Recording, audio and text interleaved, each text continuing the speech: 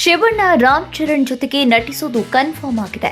ಸ್ವತಃ ಶಿವರಾಜ್ ಕುಮಾರ್ ವಿಚಾರವನ್ನ ಬಹಿರಂಗಪಡಿಸಿದ್ದಾರೆ. ಇದು ಬಹುಕೋಟಿ ವೆಚ್ಚದ ಸಿನಿಮಾ ಆಗಲಿದ್ದು ಶಿವಣ್ಣನ ಪಾತ್ರ ಕುತೂಹಲವನ್ನ ಮೂಡಿಸಿದೆ. ಈ ಚಿತ್ರದ ಕುರಿತು ನಿರ್ದೇಶಕ ಬುಚ್ಚಿ ಬಾಬು ರಾಮ್ ಚರಣ್ ಅವರಿಂದ ಗ್ರೀನ್ ಸಿಗ್ನಲ್ ಪಡೆದುಕೊಂಡಿದ್ದು ಸೆಂಚುರಿ ಸ್ಟಾರ್ ಜೊತೆಗೂ ಮಾತುಕತೆ ನಡೆಸಿದ್ದಾರೆ. ಹ್ಯಾಟ್ರಿಕ್ ಹೀರೋ ನಟಿಸಲು ಒಪ್ಪಿಕೊಂಡಿದ್ದಾರೆ.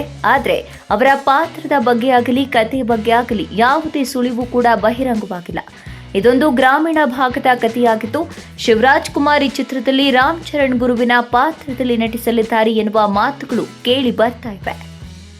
ಬುಚ್ಚಿ ಬಾಬು ಆಕ್ಷನ್ ಕಟ್ ಹೇಳಿರುವ ಈ ಸಿನಿಮಾಕ್ಕೂ ಮೊದಲು ರಾಮ್ ಚರಣ್ ಶಂಕರ್ ನಿರ್ದೇಶನದ game changer ನಟಿಸಲಿದ್ದಾರೆ.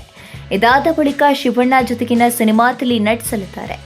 Ram Charan Game Changer complete ಮಾಡುವ ಹೊತ್ತಿಗೆ ಸೆಂಚುರಿ ಸ್ಟಾರ್ 3-4 ಸಿನಿಮಾಗಳ ಶೂಟಿಂಗ್ ಮುಗಿಸಲಿದ್ದಾರೆ. ಹ್ಯಾಟ್ರಿಕ್ ಹೀರೋ ಇದೀಗ ಕನ್ನಡಕ್ಕೆ ಮಾತ್ರವೇ ಸೀಮಿತರಾಗಿಲ್ಲ. ಜೈಲರ್ನ ಒಂದು ಸ್ಪೆಷಲ್ ರೋಲ್ ಮೂಲಕ ತಮಿಳು ಚಿತ್ರರಂಗದ ಜೊತೆಗೆ ತೆಲುಗು, ಮಲಯಾಳಂ ಭಾಷೆಯ ಪ್ರೇಕ್ಷಕರು ಇವರ ಅಭಿಮಾನಿಗಳಾಗಿದ್ದಾರೆ. ಜೈಲರ್ನ ನರಸಿಂಹನ ಪಾತ್ರವನ್ನೇ ಇಟ್ಟುಕೊಂಡು ಕತೆ ಕೂಡ ರೆಡಿ ಆಗ್ತಾ ಇದೆ. 2 ತಮಿಳು ಪ್ರಾಜೆಕ್ಟ್ಗಳಿಗೆ ಶಿವರಾಜ್ ಕುಮಾರ್ ಓಕೆ ಮಾಡ್ತಾರೆ. ಈ ಬಾರಿ 2 ಚಿತ್ರಗಳಲ್ಲಿ ಅವರೇ ಹೀರೋ ಆಗಿ ನಟಿಸಲಿದ್ದಾರೆ. ಖುಷಿಯ ವಿಚಾರ ಏನಂದ್ರೆ ಈ 2 ತಮಿಳು ಸಿನಿಮಾಗಳು ಪ್ಯಾನ್ ಇಂಡಿಯಾ ಮಟ್ಟದಲ್ಲಿ ಸಿದ್ಧವಾಗಲಿವೆ. ಇನ್ನುಳಿದಂತೆ ಈಗಾಗಲೇ ಭೈರತಿ ರಣಗಲ್ ಶೂಟಿಂಗ್ ಕೂಡ ಮುಕ್ತಾಯದ ಹಂತದಲ್ಲಿದೆ. ಕರ್ನಾಟಕ ದಮನಕ ರಿಲೀಸ್ಗೆ ರೆಡಿಯಾಗಿದೆ. 45 ಸಿನಿಮಾ ಕೂಡ ಶೂಟಿಂಗ್ ಹಂತದಲ್ಲಿದೆ. ಹೀಗೆ ಸಾಲು ಸಿನಿಮಾಗಳಲ್ಲಿ ಸೂಪರ್ ಸ್ಟಾರ್ ಶಿವಣ್ಣ ನಟಿಸ್ತಾ ಇದ್ದು ಇವೆಲ್ಲ ಪ್ಯಾನ್ ಇಂಡಿಯಾ ಸಿನಿಮಾಗಳೇ ಅನ್ನೋದು ವಿಶೇಷ. ಶಿವಣ್ಣ ಇದುವರೆಗೂ ಕೂಡ ನಟಿಸಿರುವ ಬೇರೆ ಭಾಷೆಯ ಸಿನಿಮಾಗಳಲ್ಲಿ ತೂಕದ ಪಾತ್ರವನ್ನೇ ಆಯ್ಕೆ ಮಾಡಿಕೊಂಡಿದ್ದಾರೆ. ರಜನಿಕಾಂತ್ ಜೊತೆಗಿನ ಜೈಲರ್ನಲ್ಲೂ ಕೂಡ ಅವರ ರೋಲ್ ಕೆಲವೇ ನಿಮಿಷಗಳಾಗಿದ್ರೂ ಕೂಡ ಅವರಿಗಾಗಿಯೇ ವಿಶೇಷವಾಗಿ ಬಿಜಿಎಂ ಕೂಡ ಕಂಪೋಸ್ ಮಾಡಲಾಗಿತ್ತು. ಕ್ಯಾಪ್ಟನ್ ಮಿಲ್ಲರ್ನಲ್ಲೂ ಕೂಡ ಟೀಸರ್ನಲ್ಲಿ ಶಿವಣ್ಣ ಮಿಂಚಿದ್ರು. ಜೊತೆಗೆ ಹಾಡಿನಲ್ಲೂ ಕೂಡ ಧನುಷ್ ಸರಿಸಮನಾಗಿ ಹೆಜ್ಜೆ ಹಾಕಿದ್ರು. ಒಟ್ಟಾರೆ ಭಾರತೀಯ ಸಿನಿಮಾ ರಂಗದಲ್ಲೇ ಅತ್ಯಂತ ಬಿಸಿ ಸೂಪರ್ ಸ್ಟಾರ್ ಅಂದ್ರೆ ಶಿವರಾಜ್ ಕುಮಾರ್ ಅಂದ್ರೆ ತಪ್ಪಾಗುವುದಿಲ್ಲ.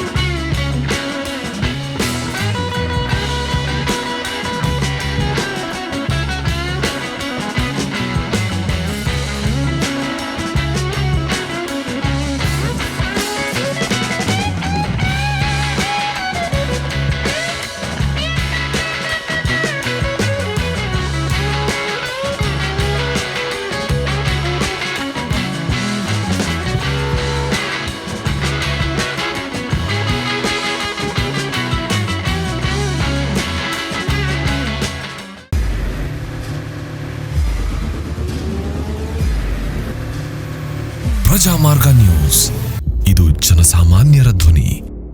ನಮಸ್ಕಾರ. ನೀವು ನೋಡ್ತಾ ಇದ್ದೀರಾ ಪ್ರಜಾಮಾರ್ಗ ನ್ಯೂಸ್. ರಾಷ್ಟ್ರದ ರಾಜ್ಯದ ರಾಜಕೀಯದ ಬಗ್ಗೆ ಹೆಚ್ಚಿನ ಸಿನಿಮಾ ಅಪ್ಡೇಟ್ಗಳಿಗಾಗಿ ಫಸ್ಟ್ ಲೈಕ್ ಮಾಡಿ, ಸಬ್ಸ್ಕ್ರೈಬ್ ಆಗಿ, ಹಾಗೆ ಫಾಲೋ ಕೂಡ ಮಾಡಬೇಕು.